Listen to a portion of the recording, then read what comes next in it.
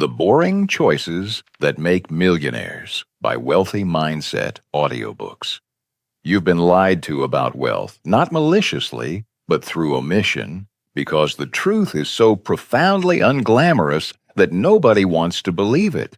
The real millionaires, the ones who sleep peacefully at night, made their fortunes through decisions so boring you'd scroll past them without a second thought. You've been lied to about wealth, not maliciously, not with intent to deceive, but through omission, because the truth is so profoundly unglamorous that nobody wants to believe it. We've become a culture obsessed with the highlight reel, the overnight success, the dramatic transformation, and so the real story, the one that actually builds lasting wealth, gets buried beneath layers of more exciting narratives that sell better, sound better, feel better in the moment.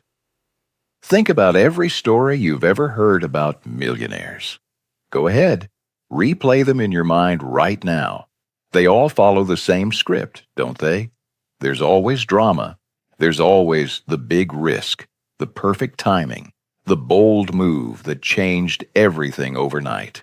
The entrepreneur who bet the farm and won. The investor who saw what nobody else saw. The visionary who zigged when everyone else zagged. These stories captivate us because they offer something intoxicating. The possibility that wealth is just one brilliant decision away. But here's what these stories do to you. They make your heart race every time you think about money. They turn your financial life into a perpetual waiting game. You're waiting for your moment, your opportunity, your lightning strike. You're scanning the horizon for the thing that will finally change everything. The decision that will separate your life into before and after. And while you wait, while you search, while you hold your breath for that perfect convergence of courage and opportunity, something else is happening. Time is passing. Years are slipping by. And the wealth you're waiting to build through one dramatic moment could have been quietly accumulating through 1,000 undramatic ones. The real millionaires, the ones who sleep peacefully at night with genuine financial security, made their fortunes through decisions so boring you'd scroll past them without a second thought. They chose the sensible car over the impressive one. They maxed out their retirement contributions. They bought index funds and never touched them. They lived in smaller houses than they could afford. They said no to things their income could have easily justified. These aren't the decisions that make for compelling dinner party conversation. They don't require courage in any traditional sense. They don't test your mettle or prove your vision. They're just boring. Relentlessly, predictably, almost offensively boring. And this creates a strange kind of suffering that nobody talks about. You watch everyone else appear to win. You see the upgrades, the vacations, the new cars and driveways, the kitchen renovations, the designer clothes. You watch people invest in cryptocurrency and talk about their returns. You see them launch businesses, flip houses, make moves. And you're just doing the same thing you did yesterday. Contributing to your retirement account, driving your paid-off car, packing your lunch, living below your means, day after day, month after month, year after year. The same boring decisions over and over, with no visible reward, no confirmation that any of it matters. It feels like standing still while the world rushes past you. But here's the paradox that haunts you, the one that keeps you up at night if you're honest with yourself. What if the reason you're not wealthy isn't because you're doing the wrong thing? What if it's because you keep abandoning the right thing before it has time to work? What if every time you broke the pattern, skipped a contribution because money was tight, sold your investments because the market scared you, upgraded because you felt you deserved it, chased the exciting opportunity because the boring path felt pointless? What if every single one of those moments reset the clock on your wealth? What if the only thing standing between you and financial security is your inability to maintain the boring decision long enough for it to compound? Because here's what nobody wants to hear. What goes against every instinct we've developed in our instant gratification culture: wealth is not built in moments. It's built in stretches of time so long that the human mind struggles to comprehend them. We're talking decades, not days; generations, not quarters. The kind of timeline that makes you feel uncomfortable just thinking about it, because it means most of the benefit will arrive in a version of your life you can barely imagine from where you're standing now. And that's exactly why most people never make it. Not because they don't know what to do, not because they lack discipline or intelligence, but because they cannot tolerate the boredom, the waiting, the faithfulness to a process that offers no immediate evidence that it's working. They need to see results. They need to feel progress. They need something to happen. And when nothing does, when the boring decision yields yet another boring day that looks exactly like yesterday, they abandon ship. They go searching for the lightning strike, and the clock resets once again. We worship the mythology of sudden wealth for a very specific reason, and it's worth understanding why. These stories of overnight success, of fortunes made in a single bold stroke, offer us something deeply appealing: hope that we can skip the hard part. They whisper to us that we don't need to endure the waiting, the decades of repetition, the patient accumulation that feels like watching paint dry. They suggest that somewhere out there is a shortcut, a secret door, a combination of insight and timing that will catapult us past all those tedious years and deliver us straight to financial freedom. This hope is seductive precisely because it absolves us of the one thing most of us cannot stomach: the idea that building wealth might be the most boring thing we ever do. But let's talk about lightning for a moment. Lightning is brilliant, isn't it? It's powerful, dramatic, impossible to ignore. When it strikes, it illuminates everything, if only for an instant. And yet, as the old saying reminds us, lightning almost never strikes the same place twice. This is not a foundation you can build on. This is not a strategy you can replicate. This is a fantasy dressed up as a business model. And the reason we're so drawn to it is the same reason it fails us. It promises transformation without transformation, wealth without the slow becoming that wealth actually requires. Morgan Housel once observed that good investing isn't about making good decisions, it's about consistently not screwing up. That wisdom applies to every aspect of building wealth. The wins aren't in the brilliant moves. They're in the absence of stupid ones, repeated over a lifetime. Think about a seed planted in soil. On the day you plant it, nothing visible happens. The next day, still nothing. A week passes, then a month, and to the impatient observer, it appears that nothing is happening at all. But beneath the surface, in the darkness where no eye can see, everything important is taking place. Roots are spreading, searching for nutrients, establishing the foundation that will eventually support a tree. The seed is doing exactly what it's supposed to do, but it's doing it invisibly, at a pace that would frustrate anyone looking for immediate confirmation. For years, not days, not weeks, but years, the most critical growth happens where you cannot witness it. And here's the crucial part. Impatience during this phase doesn't accelerate growth. It destroys it. Most people fail at building wealth not because they lack knowledge. In our age of information, everyone knows what they should do. Save consistently.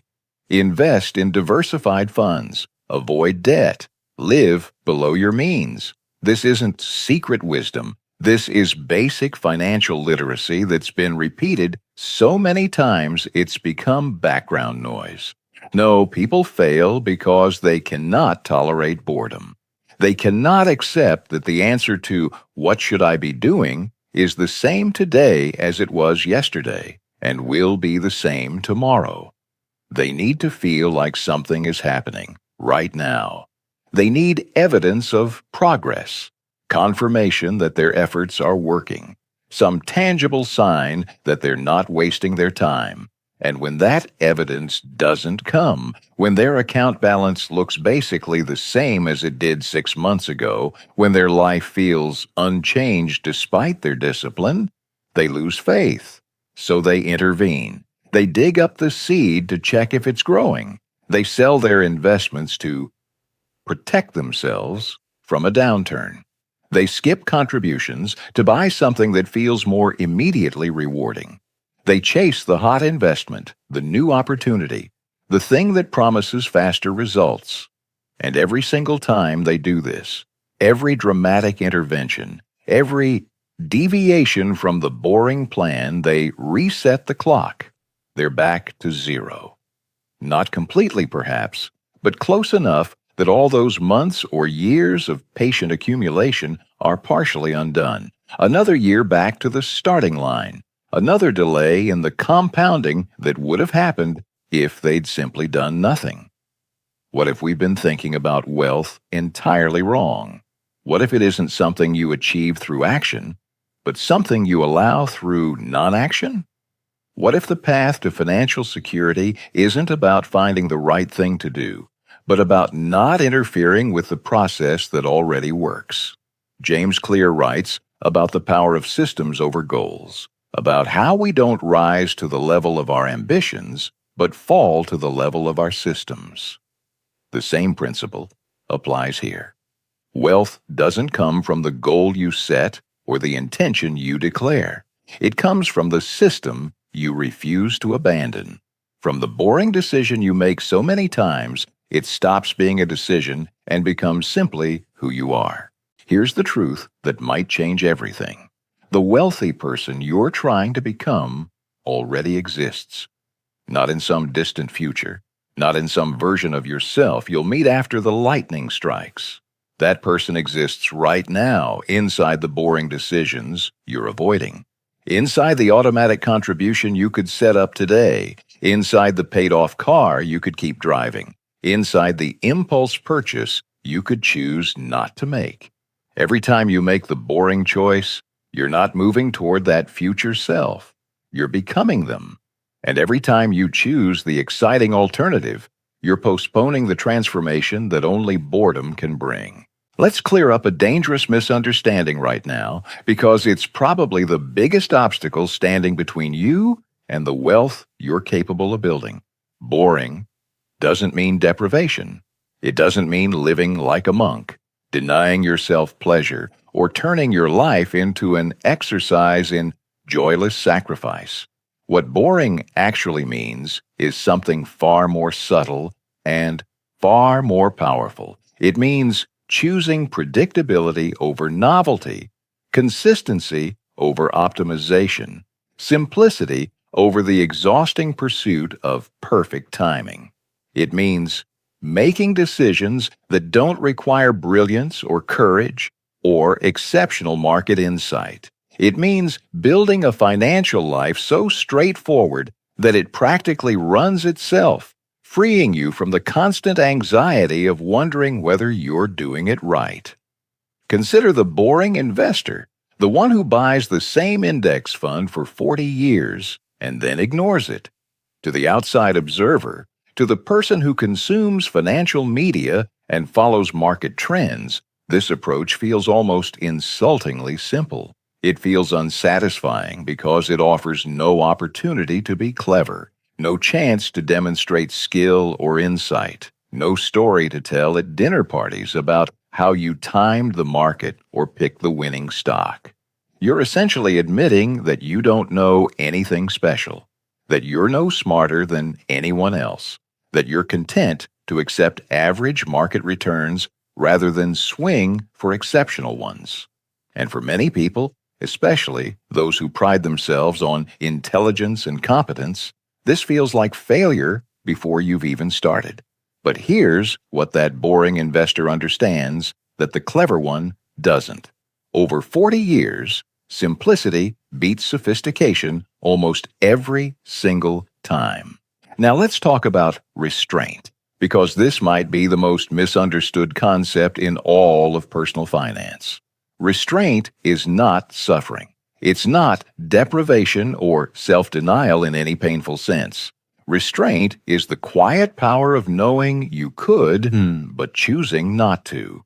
It's seeing something you want, something you can afford, and deciding that having it isn't as valuable as the freedom that comes from not needing it. Napoleon Hill wrote that self-discipline begins with the mastery of your thoughts. If you don't control what you think, you can't control what you do. Restraint is the practical application of that truth. Every time you exercise it, something remarkable happens. That choice compounds, just like interest does, building upon itself until it becomes not just a behavior, but a foundation of character. Think about it this way. Each act of restraint strengthens the muscle. The first time you choose the boring option, the reliable car instead of the impressive one, the basic phone instead of the latest model, the smaller house instead of the one that would stretch your budget, it feels like sacrifice. It might even hurt a little, watching someone else get the thing you denied yourself. But the second time is easier, and the 10th time is easier still. Every time you choose the boring option, you reinforce the pattern. You're not just making a decision about money, you're training yourself in the art of choosing long-term security over short-term satisfaction. And patterns, repeated long enough, become destiny. They stop being choices you make and start being simply who you are. Here's a truth that plays out over and over in the real world. The person who made a fortune in cryptocurrency but never learned restraint will lose it just as quickly in the next bubble. We see this constantly, this cycle of sudden wealth followed by sudden loss, and we tell ourselves it's about bad luck or poor investment choices. But it's not. It's about character. It's about whether you've developed the internal discipline to hold on to wealth once you have it, to resist the siren call of the next exciting opportunity, to know when enough is enough. Wealth that arrives suddenly, without the gradual character development that comes from years of boring decisions, is wealth that rarely stays. It's lightning striking, brilliant, powerful, and gone almost as quickly as it appeared. When you make boring financial decisions, you're not building something beautiful. You're not creating curb appeal or anything that will impress your neighbors. You're building a fortress, stone by stone, decision by decision. Each boring choice is another stone in the foundation, another layer of protection against the inevitable storms that come for everyone. The market will crash. Emergencies will arise. Income will fluctuate. These things are guaranteed. And when they happen, the person with the fortress, built slowly, boringly, over decades, will barely notice. They'll weather the storm because their foundation is solid, because they built for resilience rather than appearance, because they understood that impressive and secure are two entirely different things. What separates those who build wealth from those who merely want it comes down to one fundamental realization, one shift in perspective that changes everything. The wealthy have made peace with the fact that there is no moment. There's no single decision that changes your life, no perfect opportunity you have to catch, no lightning strike you need to wait for. There's only the pattern, the same boring decision made over and over until time does what time does best. They've accepted that building wealth is supposed to feel anticlimactic, that most days will look exactly like the day before, that progress will be invisible until suddenly, years later, it isn't. They've stopped waiting for their moment and started trusting their pattern. And in that acceptance, in that surrender to the boring path, they found something that the excitement seekers never will. The quiet confidence that comes from knowing exactly what you're doing, even when nothing appears to be happening. Here's something you need to understand about yourself, about your brain, about why building wealth feels so impossibly hard even when you know exactly what to do.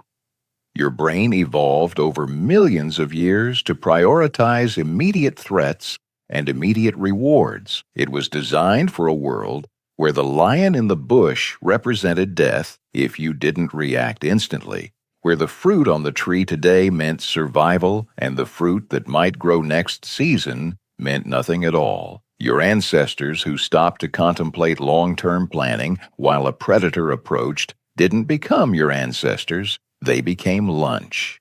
The ones who survived, the ones whose DNA you carry, were the ones who could focus intensely on right now, on today, on this moment. And that's exactly the brain you're trying to use to accumulate wealth over 30 years. This creates a fundamental mismatch between your biology and your financial goals. And until you truly grasp this, you'll keep wondering why discipline feels so difficult. The behaviors that lead to wealth, delayed gratification, consistent small actions, patience measured in decades, these feel unnatural because they are unnatural. They require you to override your instincts at every single turn. Every time you contribute to your retirement account, instead of buying something that would bring immediate pleasure, you're fighting against millions of years of evolutionary programming.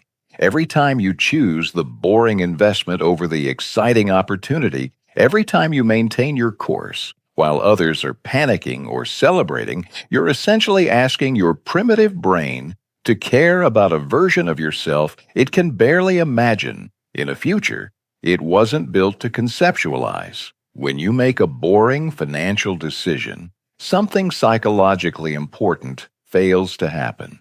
Your brain receives no reward. There's no dopamine hit, no rush of accomplishment, no triumphant feeling of progress. You transfer money to your investment account, and then you look around your life, and everything appears exactly the same as it did before you transferred that money. Your apartment hasn't changed. Your car is the same. Your daily routine is unchanged. There's no visible evidence that you've accomplished anything at all. And for a brain that evolved to feel rewarded by immediate results, the satisfaction of eating the fruit, the relief of escaping the predator, this absence of feedback is profoundly unsatisfying. The feedback loop is so delayed it might as well not exist. And this is psychologically devastating for creatures who need to feel like their efforts matter now. We're not wired to plant seeds whose harvest we'll see in 30 years. We're wired to gather berries we can eat today. Robert Kiyosaki observed that it's not what you say out of your mouth that determines your life. It's what you whisper to yourself that has the most power. And what are you whispering to yourself after months of boring decisions with no visible results? You're whispering doubt. You're whispering that maybe this isn't working.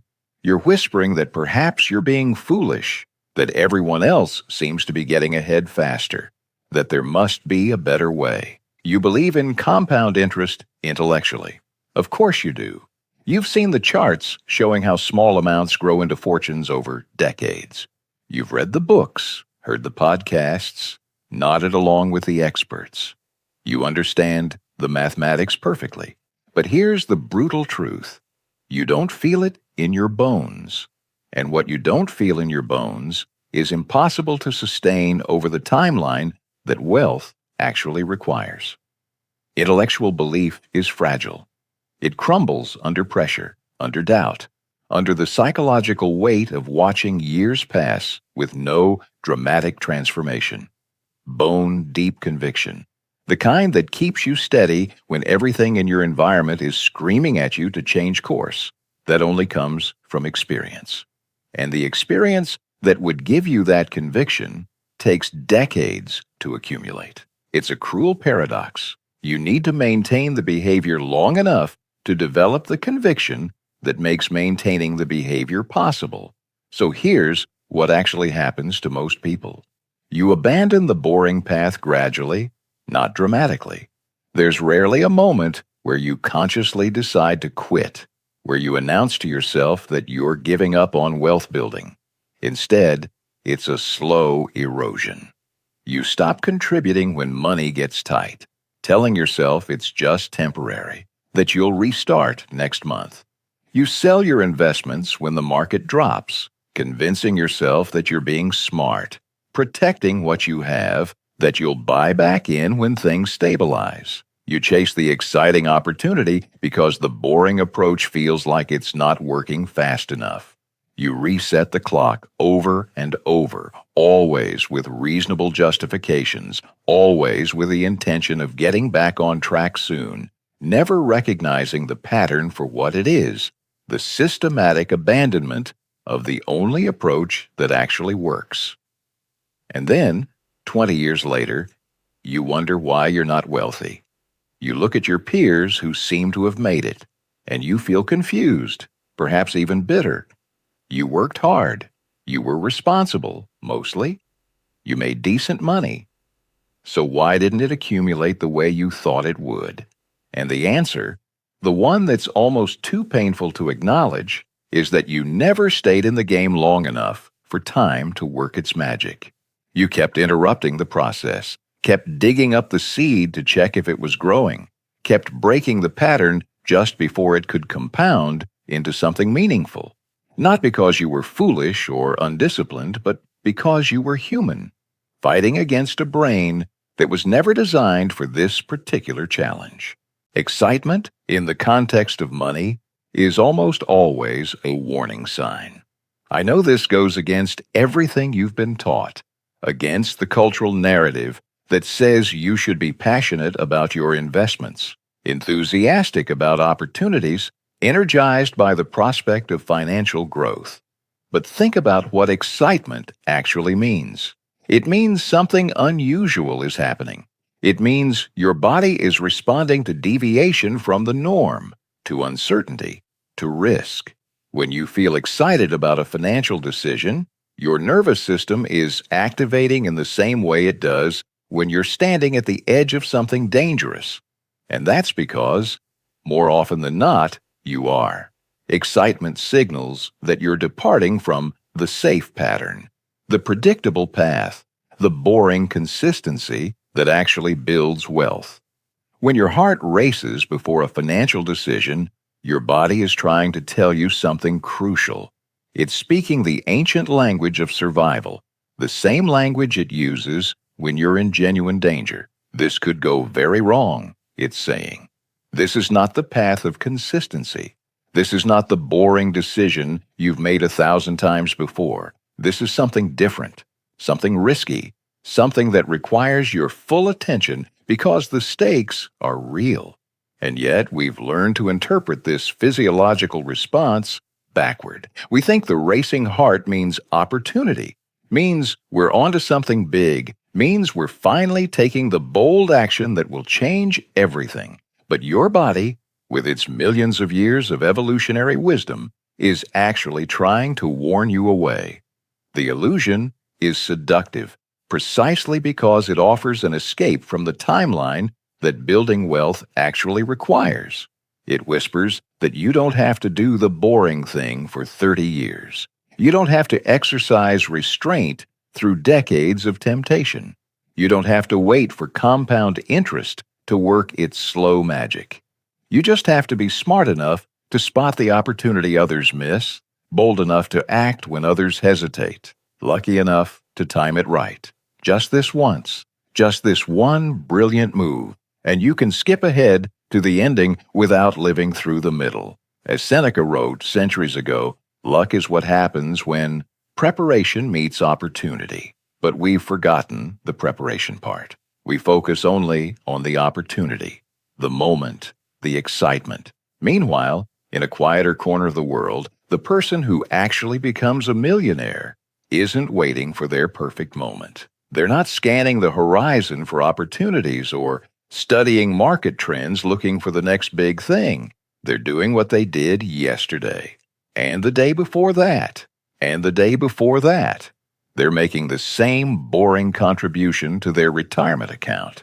They're ignoring the market volatility. They're living in the same modest house. They're driving the same reliable car. Whether they feel like it or not, whether the market is up or down, whether their peers are making exciting moves or playing it safe, they're maintaining the pattern. And they're doing it with such little fanfare, such absence of drama that nobody even notices. There's nothing to notice. Nothing is happening except everything that matters. Here's something that might surprise you about truly wealthy people, the ones who built their fortunes rather than stumbled into them. They don't feel deprived by restraint. They don't experience their financial discipline as sacrifice or suffering. Instead, they feel free.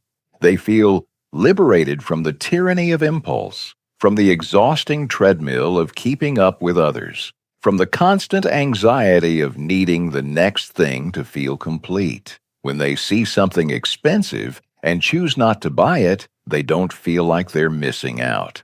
They feel powerful. They feel like they're choosing freedom over obligation, security over status, genuine peace over manufactured excitement. Because here's what you eventually realize: if you stay on the boring path long enough, what you actually want isn't the car. It isn't the watch, or the vacation, or the bigger house, or any of the other things that seem so important when you're scrolling through social media or talking to friends who just upgraded their lives. What you want is the feeling underneath those things, the feeling you imagine they'll give you. And that feeling, the one you're actually craving, is security. It's the deep, bone-level knowing that you're going to be okay, that you've built something real, that no matter what happens, you have a foundation beneath you. And that feeling only comes from years of restraint compounded into something real, into actual wealth rather than the appearance of wealth.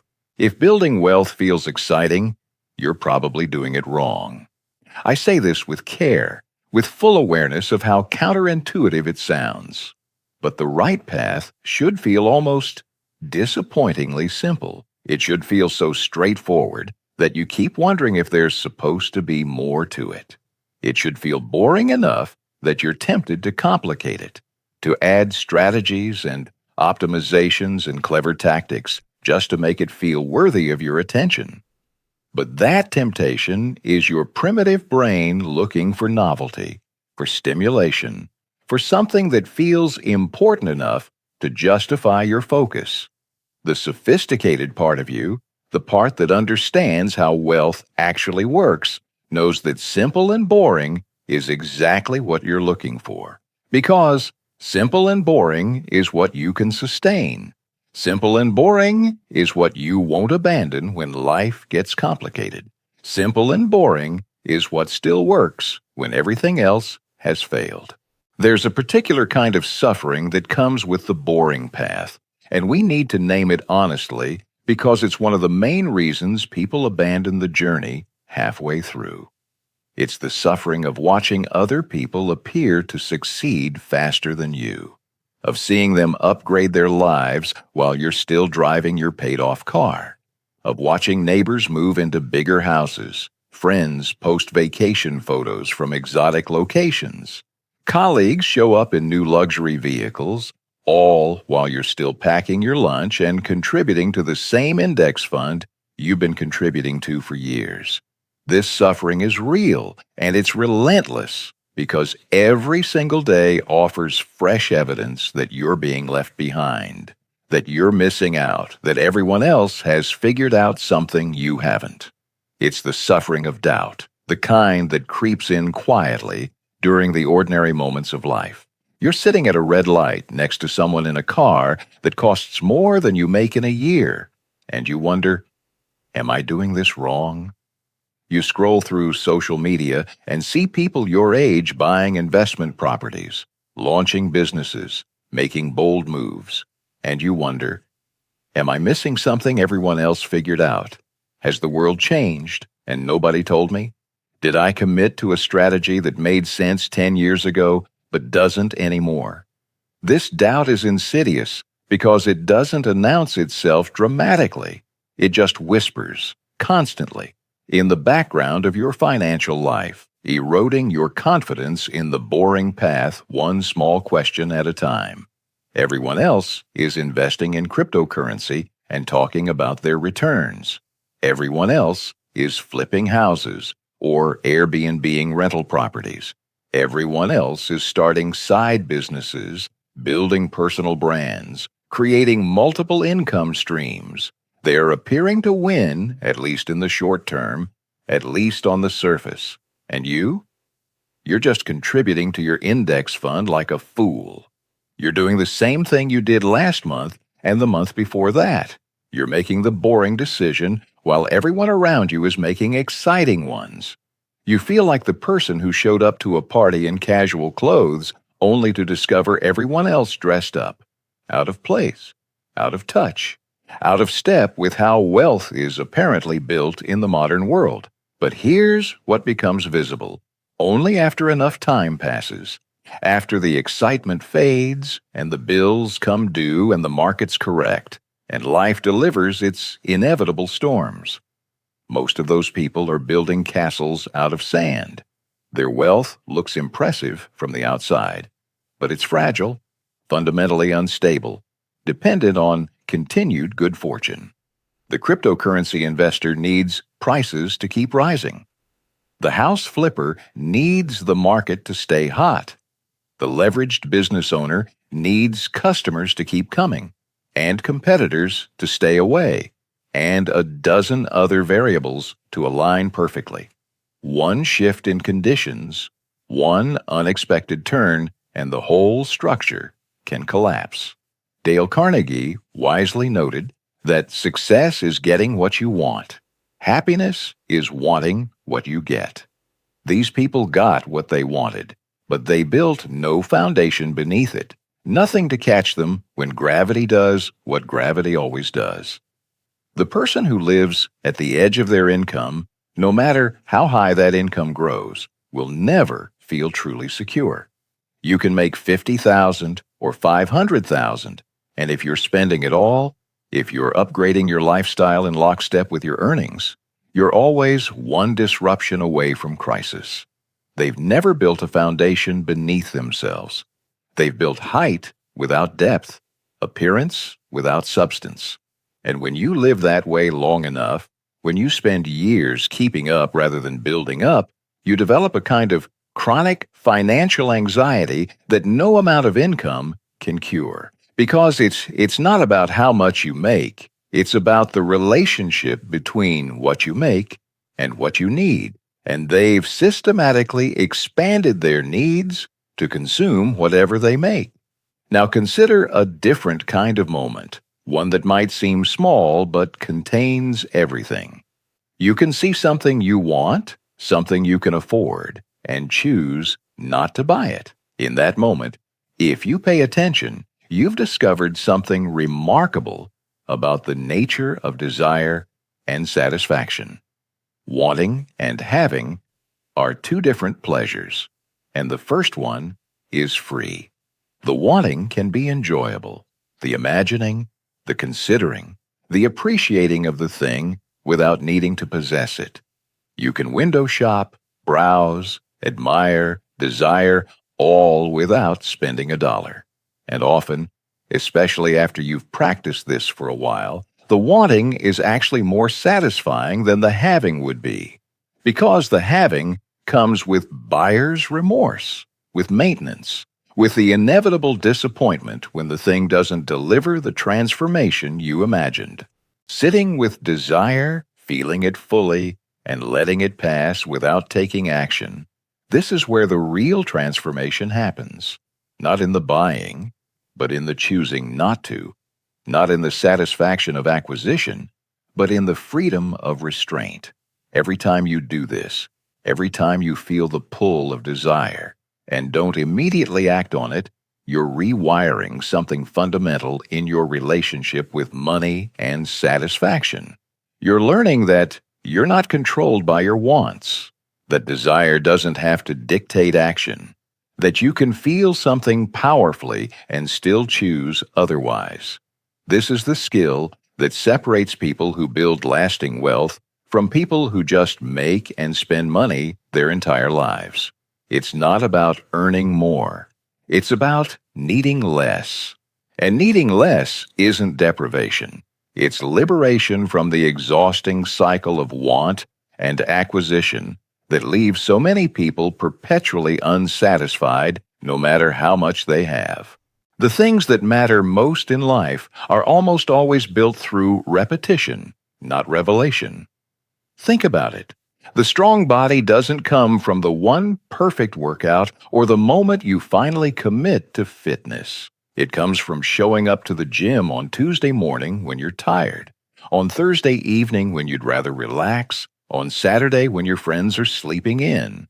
The deep relationship doesn't emerge from the grand gesture or the perfect date. It comes from 1,000 small acts of attention, from listening when you're distracted, from showing up when it's inconvenient, from choosing presence over and over until intimacy becomes inevitable.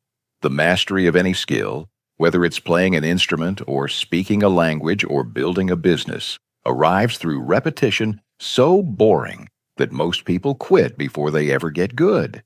This is true everywhere you look, in every domain of human achievement.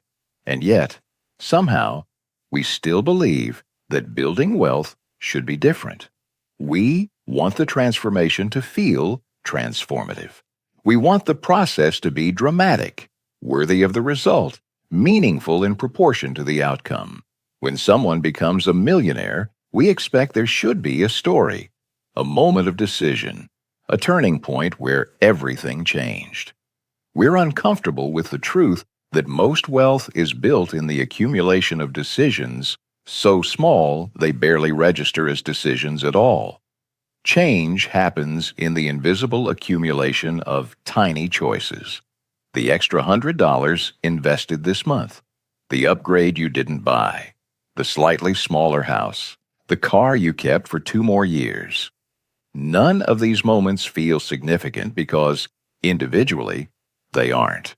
But string them together across decades, and they become the architecture of wealth. The millionaire isn't built in the decision to invest. That decision, that initial commitment, that moment of saying, yes, I'll start building wealth, that's just the beginning. The real building happens later, in moments that feel nothing like beginning. They're built in the decision to keep investing when it feels pointless. When your account balance has barely moved in 3 years, and you're wondering if any of this matters. They're built in the decision to stay the course when the market crashes, when everyone is panicking, when every instinct is screaming at you to protect what you have by pulling out. They're built in the decision to contribute this month even though you'd really rather spend that money on something tangible, something that would improve your life right now instead of some theoretical future version of yourself.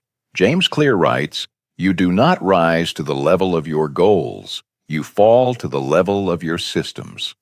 The millionaire has a system that survives their moods, their doubts, their circumstances. These moments don't feel important because each individual instance truly isn't important. Missing one contribution won't matter.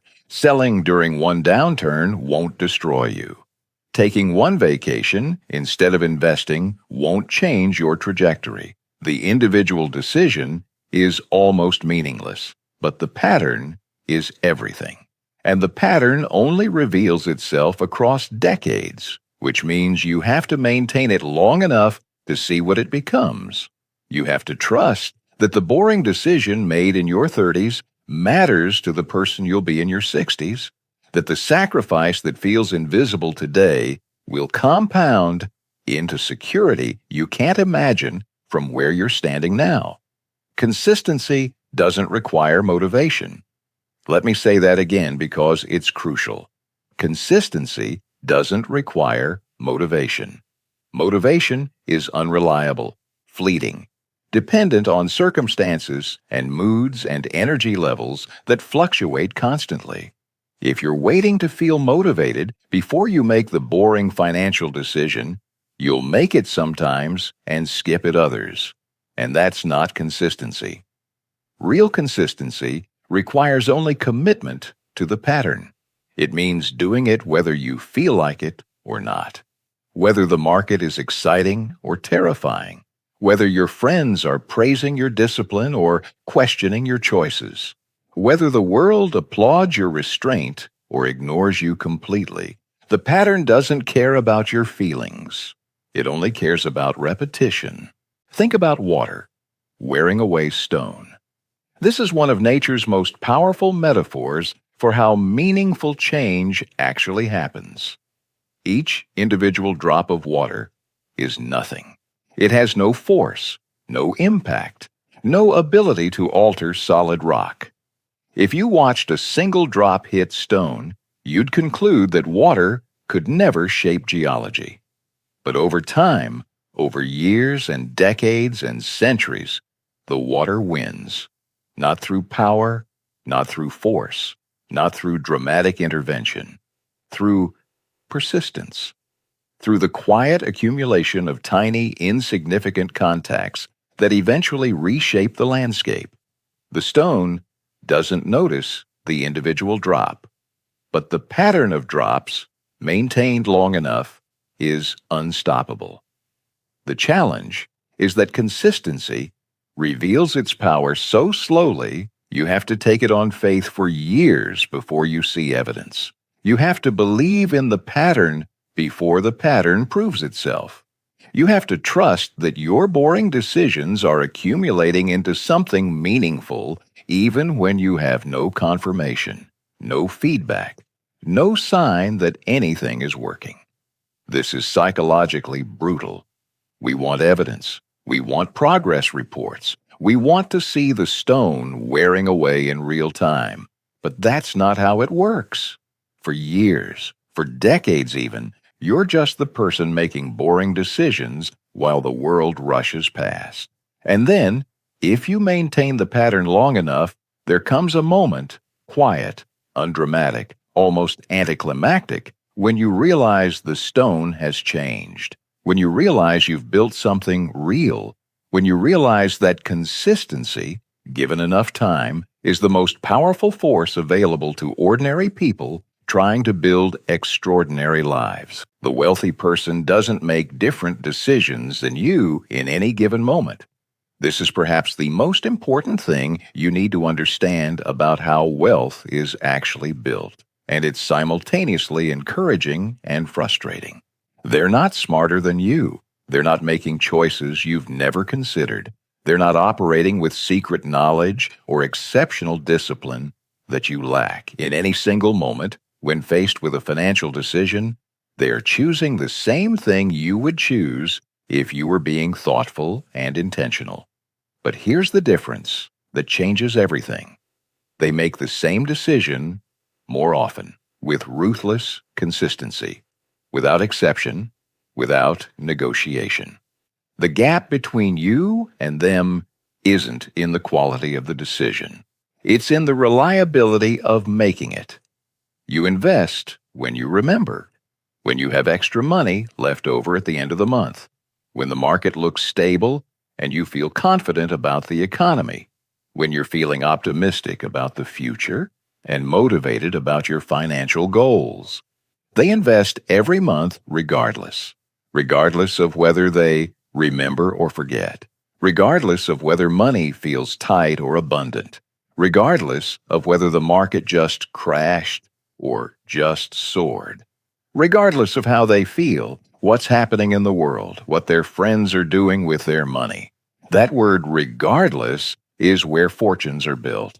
It's the difference between a pattern and a preference, between a system and a good intention. When you invest when, You're depending on circumstances to align. When they invest regardless, they've removed circumstances from the equation entirely. The gap between knowing and doing, between understanding and implementing, between agreeing in principle and executing in practice. That's where wealth is built or lost. Everyone knows what to do. This is not secret information. Live below your means. Invest consistently. Avoid debt. Choose appreciating assets over depreciating ones. Stay the course during volatility. This is basic financial literacy, repeated so often it's become cliché. The gap isn't in knowledge. The gap is in the space between nodding your head in agreement and actually organizing your life around these principles. Morgan Housel observed that doing well with money has little to do with how smart you are and a lot to do with how you behave. And behavior, it turns out, is much harder to master than knowledge. Closing that gap doesn't require some revelation or dramatic transformation. It doesn't require you to become a different person or develop superhuman willpower or have some profound spiritual awakening about the nature of wealth. It just requires doing the thing you already know you should do, especially when you don't feel like it, especially when it's inconvenient, especially when every part of you wants to make an exception just this once. The transformation isn't in learning something new. It's in executing what you already know with a consistency that most people never achieve. It's in making the boring decision on the day when making it feels particularly pointless, when you're tired of being disciplined, when you just want to live a little without worrying about the future for once. This is both encouraging and discouraging in equal measure. It's encouraging because you already know what to do. You don't need another book, another course, another expert telling you the secret. You've known all along. The strategy isn't hiding from you. It's right there, simple and clear, and proven by millions of people who came before you. But it's discouraging because there's no hack that makes it easier. There's no shortcut, no optimization, no clever trick that lets you skip the boring part. You just have to do it over and over for decades. Even when, especially when, it feels like nothing is happening. There's no way around this truth, only through it. But here's what happens if you stay consistent long enough. If you maintain the pattern through years of doubt and temptation and comparison to others. Somewhere along the way, something shifts. The pattern stops being something you do and becomes something you are. You're no longer the person who tries to invest regularly. You're the person who invests, period. You're no longer someone attempting to live below their means. You're someone who simply lives that way, for whom spending less than you earn is as natural as breathing. The decision stops being a decision at all.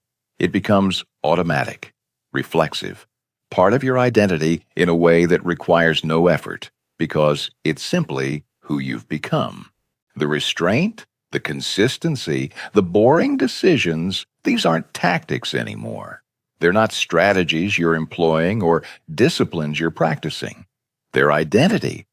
They're the answer to the question of who you are, not what you do. And from that place, from the foundation of identity rather than intention, wealth becomes inevitable.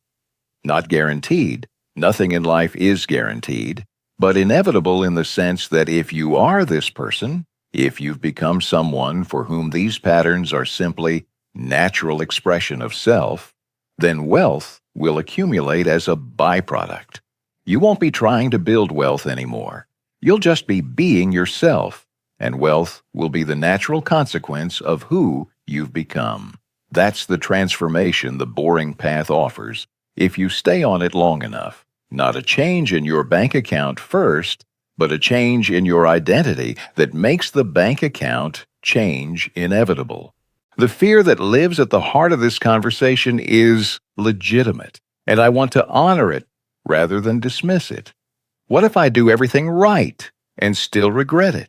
What if I exercise all this restraint, make all these boring decisions, deny myself all these experiences, and then I'm 70 years old with money in the bank but no memories of actually living? What if I sacrifice my 30s and 40s to build wealth for my 60s and 70s, only to discover that the version of myself who finally has financial security is too old, too tired, too worn down by life to enjoy it?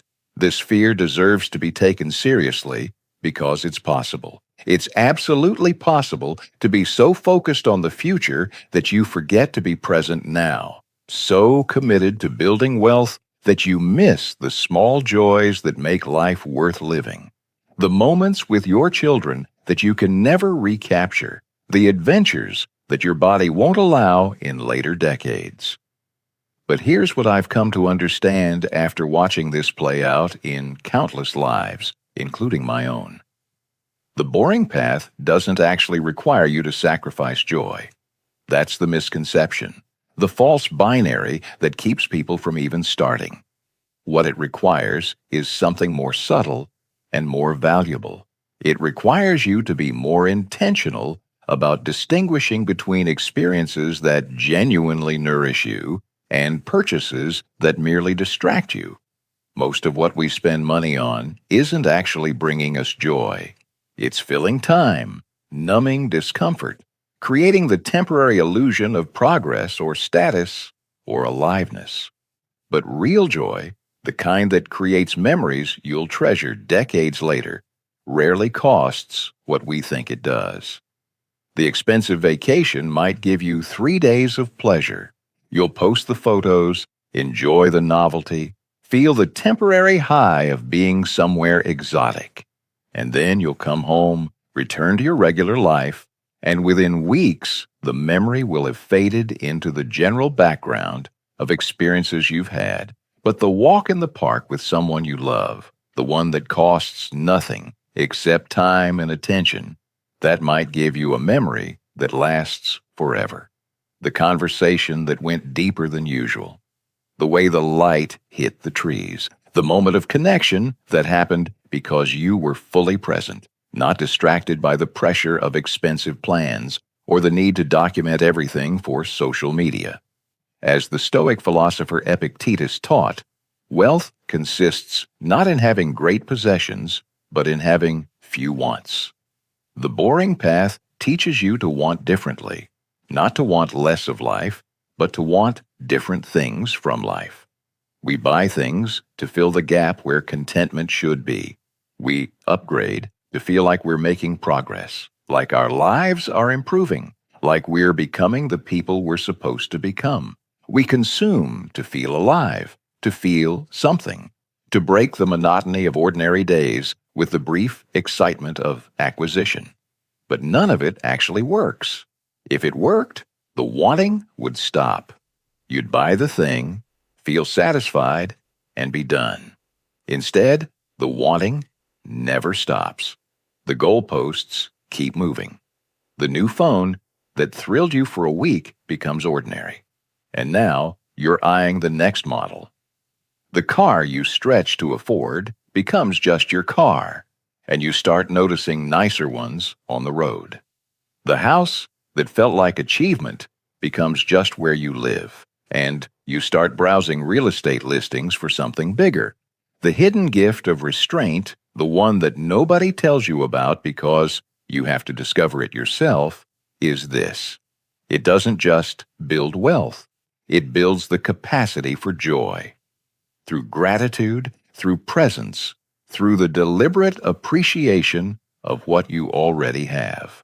When you practice restraint, when you regularly see things you want and choose not to buy them, something remarkable happens to your relationship with pleasure.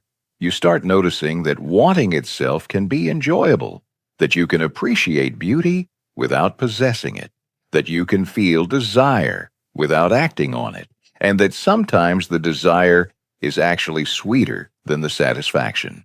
You develop the ability to find richness in simplicity, to take genuine pleasure in ordinary moments, to feel wealthy because of who you are rather than what you have.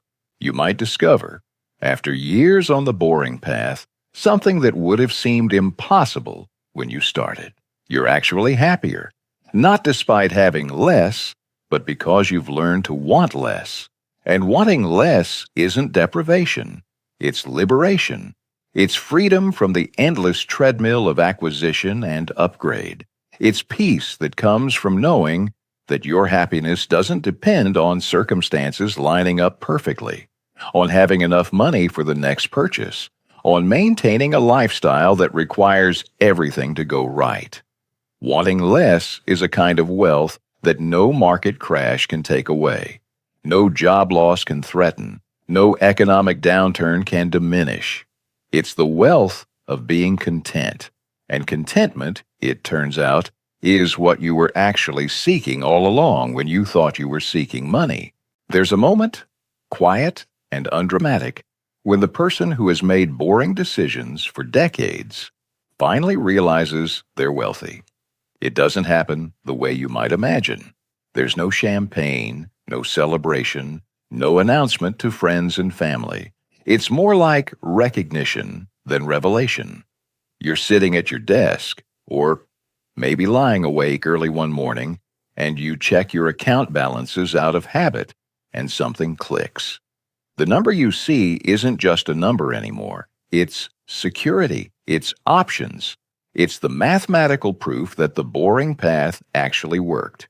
And what you feel isn't excitement or triumph or vindication. What you feel is a deep, calm knowing, a sense of, oh, so this is what they meant. The journey didn't lead to a moment. It led to a state of being, and you've arrived without even realizing you were getting close. They don't suddenly start making exciting decisions. They don't run out and buy the luxury car they denied themselves for all those years. Don't book the extravagant vacation. Don't upgrade their lifestyle to match their net worth. They just keep doing what they've been doing, not out of discipline or continued sacrifice, but because it's become who they are. The restraint isn't restraint anymore. It's preference. The boring decisions aren't boring anymore. They're simply natural. Something fundamental has shifted. The pattern that once required effort and intention now requires neither. It's like breathing. You don't congratulate yourself for breathing. You just breathe, and they just live the way they've always lived, except now there's a foundation beneath them that can never be shaken. The transformation happened so gradually they didn't notice it occurring. There was no moment when they crossed the threshold from one identity to another.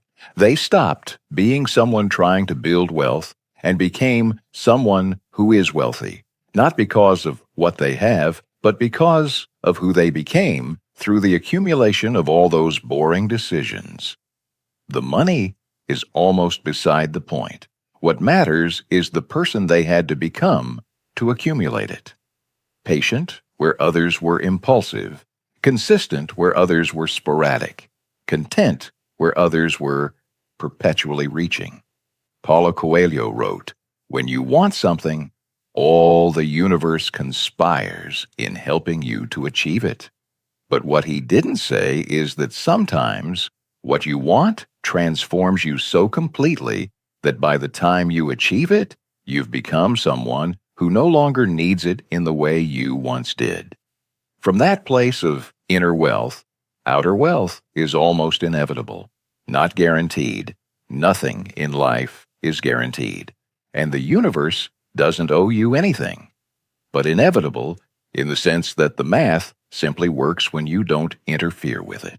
When you're someone who automatically lives below their means, who invests without thinking about it, who doesn't panic during downturns or get greedy during booms, the accumulation of wealth becomes a natural byproduct of who you are. You're not trying to get wealthy anymore. You're not working toward it as a goal. You're just being yourself, and wealth accumulates around that self the way snow accumulates on a mountain, slowly, quietly, inevitably, without drama or force. The anxiety about money fades. And this might be the greatest gift of all. It doesn't fade because you hit some arbitrary number, some milestone you set for yourself years ago. $1 million, 2 million, whatever target seemed like enough when you started. It fades because you know you're doing the thing that works, and that knowing is its own form of peace. You're not wondering if you should be doing something different, not questioning your strategy every time the market moves, not lying awake worried about whether you'll be okay in retirement. You know you will be, not with certainty about the exact numbers, but with confidence in the process. And that confidence, earned through years of consistency, brings a calm that no amount of money can buy if you don't trust yourself to keep it. Comparison to others loses its power entirely. You watch people around you chase excitement, make bold moves, upgrade their lives, and you feel nothing. Not superiority, not judgment, just a quiet understanding of something they don't yet know. That excitement is usually the enemy of wealth, and their castle of sand won't survive the first storm. You're not rooting for them to fail. You genuinely hope they succeed. But you understand the difference between appearance and foundation, between impressive and secure, between looking wealthy and being wealthy. And you no longer need to prove anything to anyone, including yourself, because you've built something real. The person you've become through years of boring decisions is worth more than the money you've accumulated.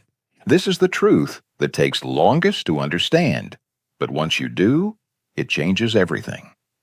The discipline you've developed, the ability to do the right thing when you don't feel like it, that translates to every area of life.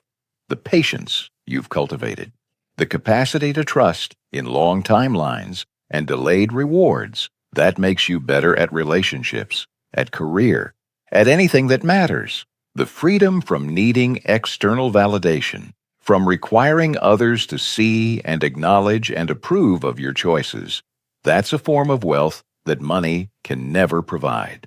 You've become someone who knows their own mind, trusts their own judgment, and doesn't need the world to confirm what they already understand to be true.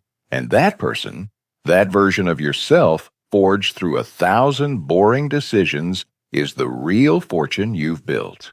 The secret is this. Wealth is built when nothing dramatic happens for a very, very long time, and most people can't tolerate that level of boredom.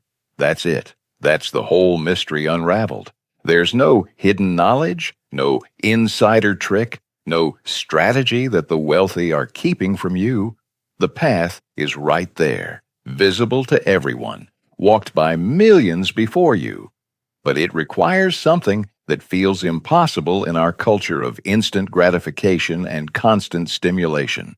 It requires you to do the same unremarkable thing, day after day, year after year, decade after decade, while the world rushes past you chasing excitement. It requires you to be comfortable with the fact that on any given day, nothing is happening. No progress you can see, no transformation you can feel. Just the quiet accumulation of choices so small they seem meaningless, except they're everything. If you're waiting for permission to do something exciting, to find a strategy that feels different or more aligned with who you think you are, you won't find it here. I won't give you that permission because it would be a disservice to everything you're capable of becoming. The exciting path might work for someone. Somewhere, someone is getting rich through cryptocurrency, through day trading, through risky ventures, and perfect timing. But for every one of those people, there are hundreds who lost everything chasing the same dream. The boring path doesn't discriminate. It doesn't require you to be exceptionally smart or brave or lucky. It just requires you to be consistent. And consistency, it turns out, is both the simplest and the hardest thing in the world. The boring path works so reliably that the only real question is whether you're willing to walk it. Not whether you can, but whether you will.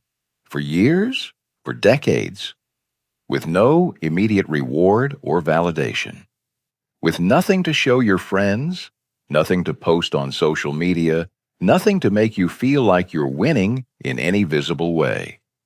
Can you invest the same amount every month for 40 years without ever deviating? Can you live in a house smaller than you can afford while your neighbors upgrade? Can you drive a paid-off car while colleagues show up in luxury vehicles? Can you pack your lunch while others eat out? Can you make the boring choice 10,000 times in a row, knowing that 9,999 of those times nothing visible will happen? Are you willing to be the person at the dinner party with no exciting investment stories, no dramatic wins to share, no tales of risk and reward, no moment when you bet big and won? Are you willing to be boring? Because that's what this path requires. When the conversation turns to money, to investments, to the bold moves people are making, you'll have nothing to contribute except, "I just keep contributing to my index fund," and people will nod politely and move on to more interesting topics. And you'll feel the sting of being unremarkable, of having nothing impressive to say, of being the person who played it safe while others played to win. Napoleon Hill wrote in Think and Grow Rich, "Patience, persistence, and perspiration make an unbeatable combination for success." But he didn't mention how lonely that combination can feel when everyone around you is seeking shortcuts. Because if you can make peace with the profound unsexiness of building real wealth, everything changes, not all at once, not in a way you'll notice day to day or even year to year, but gradually, imperceptibly, inevitably. Your relationship with money transforms. Your anxiety fades. Your confidence grows. Your foundation solidifies. And one day, without fanfare or announcement, you cross an invisible threshold from trying to build wealth to being wealthy. The transformation happens so slowly that there's no single moment you can point to, no before and after photo, no dramatic reveal. Just the quiet recognition that somewhere along the way, through all those boring decisions, you became someone different. One day, maybe 20 or 30 years from now, you'll wake up and the truth will settle over you like morning light. You're wealthy. Not because something dramatic happened, but because nothing dramatic happened. Because you invested in February, even though it was inconvenient. In August, even though the market was down. In November, even though you wanted to spend that money on something else. Because you stayed the course when others panicked, maintained the pattern when others broke it, trusted the process when others abandoned it. Because you were willing to be boring for so long that boring became profound. Understanding this changes nothing. You can nod along with everything I've said, agree with every principle, see the logic clearly, but understanding without action is just entertainment, just another book consumed and forgotten, another idea that sounded good, but never shaped how you actually live. Only doing changes everything, and doing is the most boring, repetitive, unsexy process imaginable, which is exactly why it works. The barrier to entry isn't knowledge or resources or opportunity. It's the willingness to do something so simple and unglamorous that most people can't sustain it. If you can cross that barrier, if you can commit to the boring path and walk it faithfully for decades, you won't just build wealth. You'll build a version of yourself that wealth naturally accumulates around. And that person, forged through 10,000 boring decisions, is worth more than any amount of money. The question now is not whether you understand this truth. You do. You've heard it. You've felt its weight. You've recognized it as something you've always known, but perhaps never fully acknowledged. The question is whether you'll actually live it. Day after ordinary day, year after unremarkable year. Whether you'll wake up tomorrow and make the boring decision and then do it again the next day and the day after that until the pattern becomes so deeply embedded in who you are that it no longer requires thought or effort. That's the only question that matters now, and it's one only you can answer through your actions, not your intentions. Wealth is waiting for you on the other side of boredom, not as a prize to be won through some dramatic achievement, not as a reward for being clever or bold or lucky, but as a natural consequence of patterns maintained long enough to reveal their power. It's already there, in the future, built from the boring decisions you make starting today. The only variable is whether you'll stay on the path long enough to reach it, whether you'll trust the process when you have no evidence it's working, whether you'll remain faithful to the pattern when everything in you wants to deviate from it. Thank you for listening to these reflections. May you find the courage to be spectacularly boring in your financial life. May you discover that the most revolutionary act in a culture obsessed with excitement is choosing consistency. May you build something real, something that lasts, something that transforms not just your net worth, but your very understanding of what wealth means. The fortress is built one stone at a time, and you already know which stone to place next. So place it. And tomorrow, place another. That's all this has ever been about.